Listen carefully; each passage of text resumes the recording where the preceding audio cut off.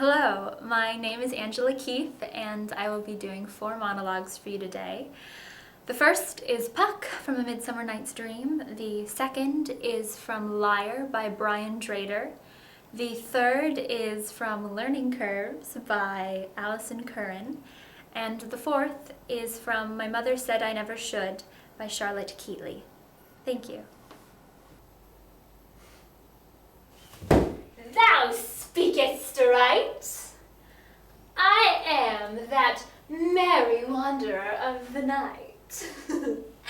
I jest to Oberon and make him smile, while I, a fat and bean-fed horse, beguile naked likeness of a filly foal. But sometimes lurk I in gossip's bowl, in very likeness of a roasted crab. And when she drinks, against her lips I bob.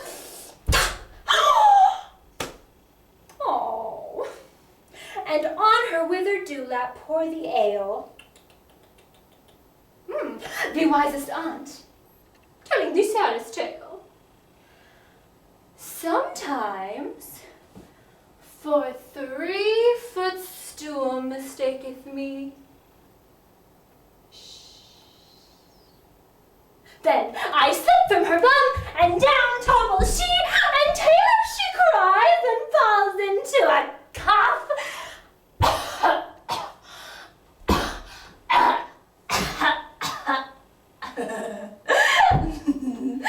But the whole choir hold their hips and laugh, and waxen in their mirth and knees, and swear.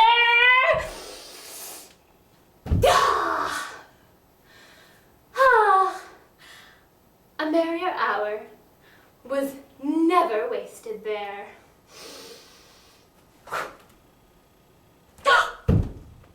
Oh, Baroom Fairy. Here comes Oberon.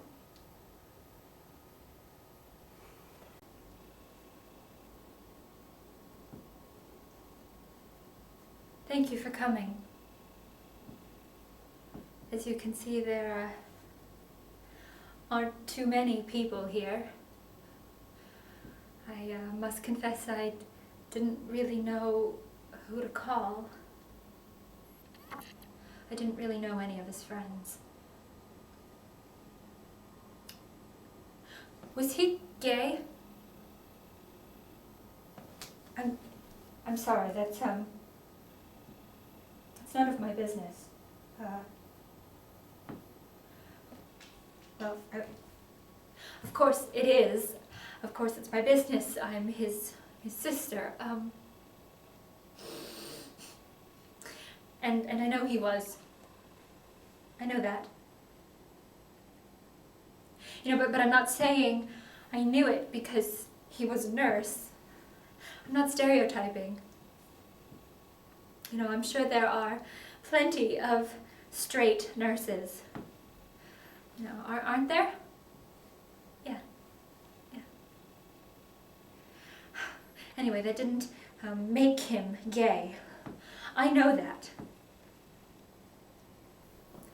I'm pretty sure that's why I never saw too much of him after Mom and Dad died. You know, he thought I wouldn't understand, or something stupid like that. You know, and I would have. You know, I would have understood. You know, I should have just called him up and asked him. But you know how these things go. 1 year becomes 5, becomes 7, and you know, before you know it, there's just a million things keeping you apart, and It's like all these bricks and they make a wall, and it's too high for you to jump over, and it's too thick for you to yell through, and so you just let it go. You let it go. You know, we had our own lives. Other things happened.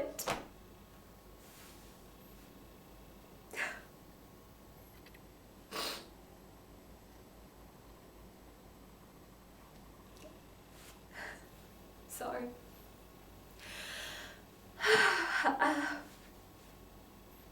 Can I get you some more coffee? I'll get you some more coffee. Yeah.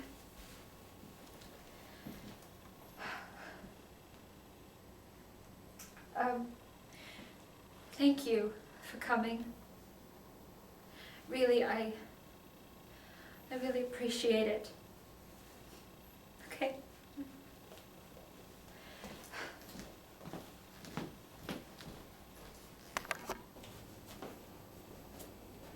You know, you are done talking, okay? All men are done talking until I have finished, okay? And I know you hate it when I do this, but I will be frank. I am not above sucking up to some 60-year-old bold dyke if she's influential in her department. I have always made it a habit to sleep with the smartest men in my discipline, because if the faculty notices them, they're bound to notice you. Huh. So yes, it's a game, and I use the system. All right? Okay? But you know what? You are right about me being a subversive too. Yeah. I'm a subversive. And I'm a sponge. You know, I'm like a subversive sponge. I play all the games I gotta play. All right? I flirt with the chair at cocktail parties. I suck up at cookouts. I wear tight little shorts against the history people at the softball games. I do. Because people pay attention to you. And when people notice you, I don't know how clear I can make this, people marvel at the fact that you don't just have a good ass, but that you're smart, too.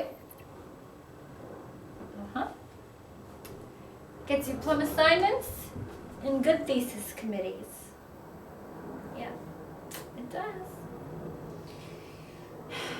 It's a philosophy that's never, ever failed me. Yeah. Of course, I never had to flirt with such a tough old bitch in my life.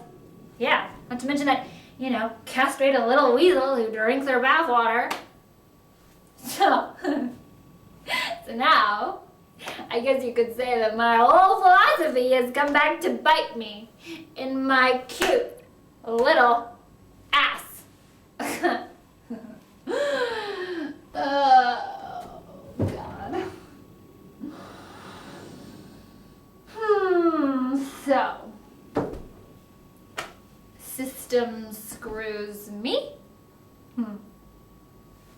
I screw system.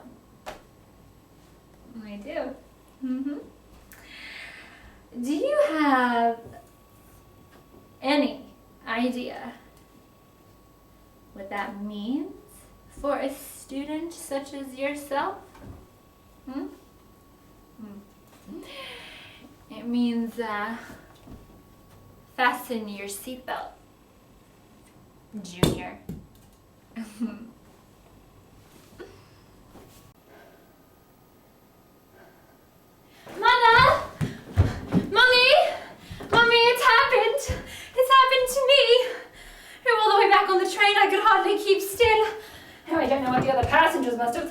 I wouldn't be ladylike. Do I look different? I must look different. I feel as though I've swallowed a firework.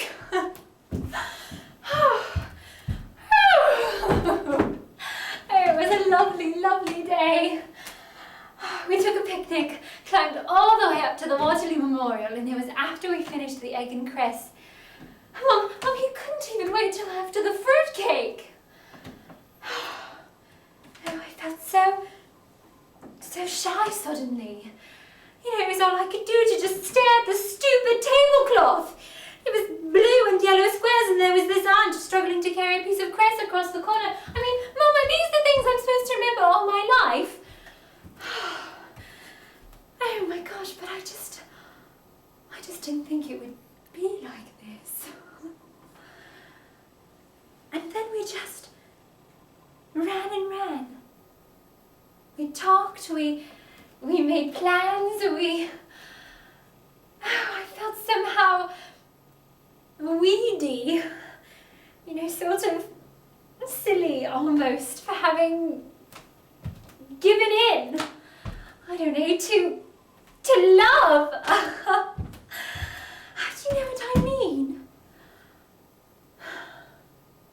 And Mom, despite all of that, I got promoted to the head of infants this morning. Of course, Jack was very proud when I told him, but of course he says I shan't need to work when we're... Anyway, he's actually in the drawing room right now.